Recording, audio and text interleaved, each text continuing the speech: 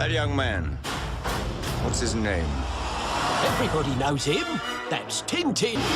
Pari réussi pour Steven Spielberg, qui plus de 80 ans après la première apparition de Tintin, nous offre une adaptation adoubée par les plus talibanesques des tintinophiles, ce qui est un pléonasme.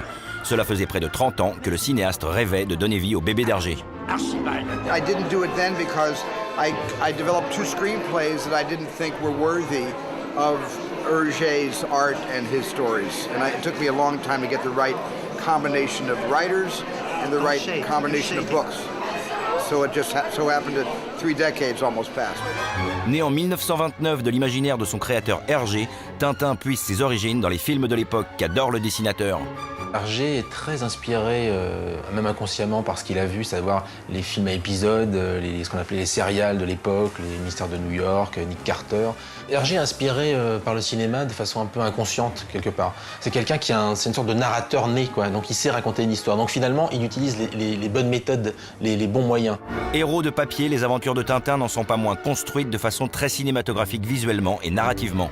Effectivement, on voit dans Tintin le gros plan, le travelling, la caméra subjective, mais c'est jamais un effet en soi, c'est vraiment pour raconter quelque chose. J'ai remarqué aussi que vous employez complètement une méthode cinématographique dans, si je veux dire, vos découpages. Oui. Par exemple, je regardais là, juste avant l'émission, un dessin, il y a une voiture sur une route, et puis tout d'un coup, pour nous montrer qui est dans la voiture, vous faites ce qu'on appelle, nous cinéastes, un saut dans l'axe. Mais le saut dans l'axe est complètement rigoureux, c'est-à-dire que c'est la même image, mais plus près. Cinéphile et fort du succès des aventures de Tintin, Hergé rêve de voir son héros porté à l'écran. Il envoie 7 albums à Walt Disney et ça lui est renvoyé 3 mois plus tard par le chargé de publicité qui dit « Bon, écoutez, non, là, le planning est prévu pour 5 ans, donc terminé Disney ». Plusieurs adaptations en dessin animé sont alors mises en chantier en Belgique à partir de la fin des années 50, sans qu'aucune ne satisfasse pleinement le maître. Les aventures de Tintin, d'après Hergé. Bonjour. Je m'appelle Tintin. Ils sont associés avec une société américaine et le premier pilote qui a eu lieu, qui a été projeté à Bruxelles, tous les gens qui étaient là s'en rappellent bien, on voit la lumière s'éteint, le film projeté, on voit un avion et à l'intérieur on voit une espèce de Tintin musclé avec un T comme ça et qui se tourne vers la caméra et qui fait « Hi, my name is Tintin ». Et c'est tout ce qu'ils ont vu parce qu'on entend une voix qui était celle d'Hergé qui dit « Coupé ». 2 aventures de Tintin en prise de vue réelle verront le jour en 61 et 64, avec dans le rôle titre Jean-Pierre Talbot, mais ne rencontreront pas le succès escompté, Le Mystère de la Toison d'Or et Les Oranges Bleues. Alors, capitaine, les nouvelles sont bonnes? Une lettre d'Istanbul. Hein? Pour moi, dans mon petit cinéma à moi, Tintin, Milou et ses compagnons sont des personnages vivants. Je les traduis en dessin, mais pour moi, ils sont vivants, donc ils sont plus proches du cinéma. C'est aussi à cette époque que le cinéaste Philippe de Broca, tintinophile, tente de se lancer dans une adaptation fidèle avec de gros moyens. Il abandonne avec la certitude que l'on ne peut pas porter à l'écran les aventures de Tintin. Il se repliera sur un autre projet très inspiré par le petit reporter belge, L'Homme de Rio.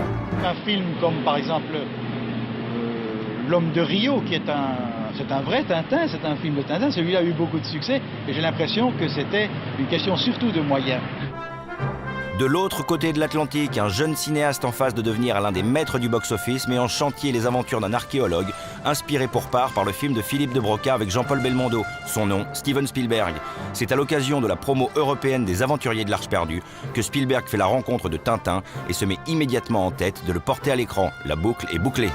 Hergé est très flatté d'avoir un réalisateur américain comme Spielberg qui vient lui demander les droits de Tintin. Parce qu'il a vu ces films, il en a vu quelques-uns en tout cas, et il les adore, particulièrement Duel, qu'il a découvert à la télé et qu'il a trouvé époustouflant. Et il est persuadé que la manière de mettre en scène de Spielberg, son génie visuel, comme il dit, sera parfait pour faire une transposition cinématographique de Tintin.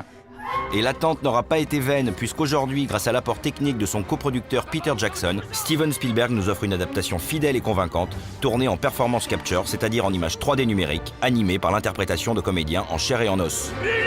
I realized right after the millennium that there was a medium that was going to be the perfect tool and the perfect sort of simile between Hergé's art and what the art of Tintin could be as a motion picture. On est dans l'album, quoi. Et je pense que c'est ça l'idée, c'est qu'ils n'ont pas abîmé, je dirais, le matériau d'origine. Au contraire, ils l'ont sublimé et ils n'ont de cesse d'ailleurs de rendre hommage au travail d'Hergé à travers tout le film. Donc je pense que la réussite, c'est ça, c'est d'avoir respecté l'œuvre et l'esprit et le graphisme. C'est dommage qu'il ne l'ait pas vu, le film, parce que je pense qu'il aurait été content, parce qu'il attendait ça de Spielberg. Il voulait que Tintin prenne vie, il voulait que Tintin devienne un vrai héros de cinéma qui paraisse réel. Et Spielberg l'a fait, tout en restant fidèle à Hergé.